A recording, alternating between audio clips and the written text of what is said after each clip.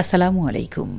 বাংলাদেশ বেতার, রাজশাহী। স্থানীয় সংবাদ পড়ছি নূরজাহান বন্যা।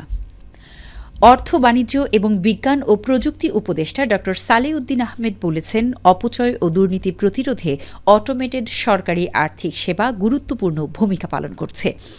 তিনি আজ প্রধান অতিথি হিসেবে অর্থ বিভাগের বিভিন্ন সেবা দ্রুততার সঙ্গে সহজে ও সাশ্রয়ীভাবে প্রদানের জন্য তৈরি করা বিভিন্ন অনলাইন প্ল্যাটফর্ম উদ্বোধনকালে এসব কথা বলেন।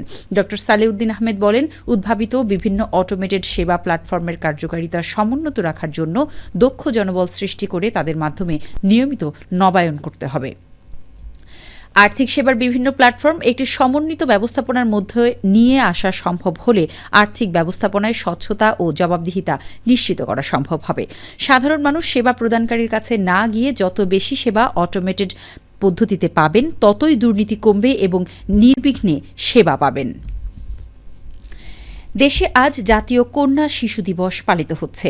দিবসটির এ বছরের প্রতিপাদ্য কন্যা শিশুর স্বপ্নেগড়ি আগামীর বাংলাদেশ।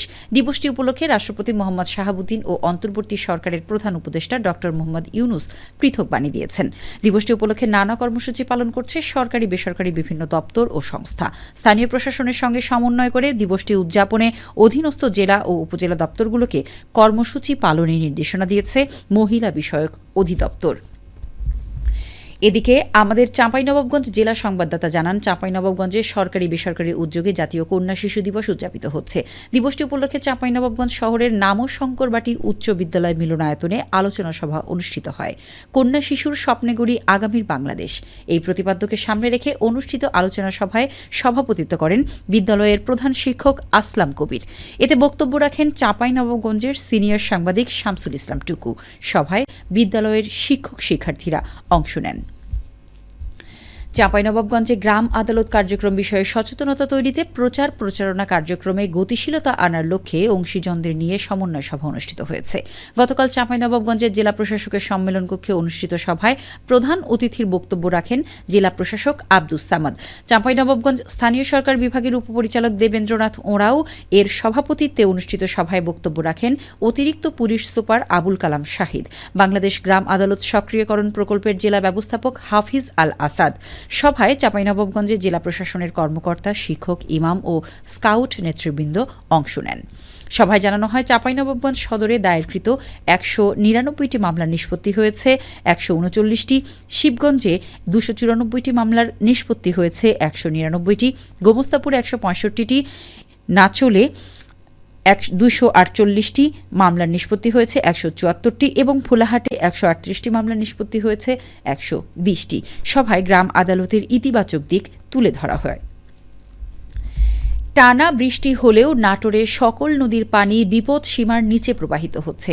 সকল নদীর পানি বিপদসীমার গড়ে ২ মিটার নিচে থাকায় জেলায় বন্যার কোনো পূর্বাভাসও নেই। পানি উন্নয়ন বোর্ড জানায়, আজ সকাল ৯টায় আত্রাই নদীর পানি সিংড়া ব্রিজ পয়েন্টে বিপদসীমার ১.৭ মিটার নিচ দিয়ে প্রবাহিত হচ্ছে। বার্নই নদী নলডাঙ্গা পয়েন্টে বিপদসীমার ২ মিটার নিচ দিয়ে, বড়াল নদী আটঘরিয়া পয়েন্টে বিপদসীমার ২.৫ মিটার নিচ দিয়ে এবং পদ্মা নদী লালপুর পয়েন্টে বিপদসীমার ১.৭ মিটার নিচ দিয়ে প্রবাহিত হচ্ছে। পানি উন্নয়ন বোর্ডের নির্বাহী প্রকৌশলী মোহাম্মদ রফিকুল আলম চৌধুরী বলেন, জেলার সকল প্রধান নদীর পানি বিপদসীমার গড়ে ২ মিটার নিচ দিয়ে প্রবাহিত হচ্ছে বিধায় জেলায় বন্যার কোনো পূর্বাভাসও নেই। ভারপ্রাপ্ত জেলা প্রশাসক মোহাম্মদ মাসুদুর রহমান জানান, জেলা ও উপজেলা প্রশাসন সকল নদীর পানি প্রবাহ নিয়মিত পর্যবেক্ষণ করে যাচ্ছে। কোথাও বন্যার পূর্বাভাস নেই। চাঁপাইনবাবগঞ্জের ৫ উপজেলায় খরিফ ১ মৌসুমে লক্ষ্যমাত্রার চেয়ে ৬১০ হেক্টর জমিতে বেশি সবজির আবাদ হয়েছে। চাঁপাইনবাবগঞ্জ কৃষি সম্প্রসারণ অধিদপ্তরের বরাত দিয়ে আমাদের জেলা সংবাদদাতা জানান, খরিফ ১ মৌসুমে জেলায় ৪৩০০ হেক্টর জমিতে সবজি আবাদের লক্ষ্যমাত্রা নির্ধারণ করা হয়। আবহাওয়া অনুকূলে থাকায় আবাদ হয় ৪৯১০ হেক্টর জমিতে। ইতোমধ্যে প্রায় ৪৭০০ হেক্টর জমির সবজি ওঠানো সম্পন্ন হয়েছে। এখন পর্যন্ত ফলন পাওয়া যাচ্ছে হেক্টর প্রতি ১৩.৫ মেট্রিক টন করে। গত বছর ৪২৬০ হেক্টর জমি থেকে হেক্টর প্রতি ফলন হয়েছিল ১৫.৩০ মেট্রিক টন। সবশেষে আবহাওয়া। আজ রাজশাহীতে সর্বোচ্চ তাপমাত্রা ছিল 34.2 ডিগ্রি এবং সর্বনিম্ন 26.6 ডিগ্রি সেলসিয়াস। বিকেল ৩টায় বাতাসে আপেক্ষিক আর্দ্রতার পরিমাণ ছিল 73%। রাজশাহী ও পার্শ্ববর্তী এলাকায় আজ সূর্যাস্ত সন্ধে ৫টা ৫৩ মিনিটে। সংবাদ শেষ হল। আমাদের পরবর্তী স্থানীয় সংবাদ সন্ধে ৭টায়।